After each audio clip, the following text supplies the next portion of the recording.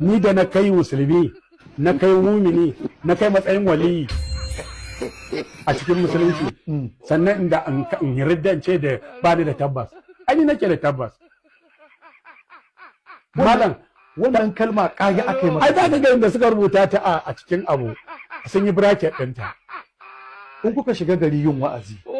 a cikin toga ku ga musulmi ga kirista waye zai wa'azin a cikin musulmi ne za su alaji kirista shi kirista abin da muka ce ya zo ya shaida cewa ba ma ta'addanci shi ba cewa muka yi wa'azi ba in kuma zai za mu tura mar mutane su ce ka a tayar mar da hankali dan ne dan yana kirista za ka je ka tayar mai da hankali sai ka fi din ka ji aka yi mun ba ka faɗa haka wallahi ba zan faɗa ba ya zan ce lalube nake addini masu girma jagororin kan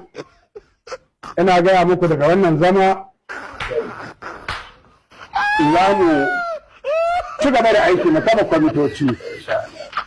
wanda in za mu dinga tafiya wa'azi za mu tafi ga muga ko inda muka rarraba masu wani tirinti ba su je imani ne masu ekawa imani ne masu kadiriya imani ne masu tijjaniya da understanding ne ya kawo wannan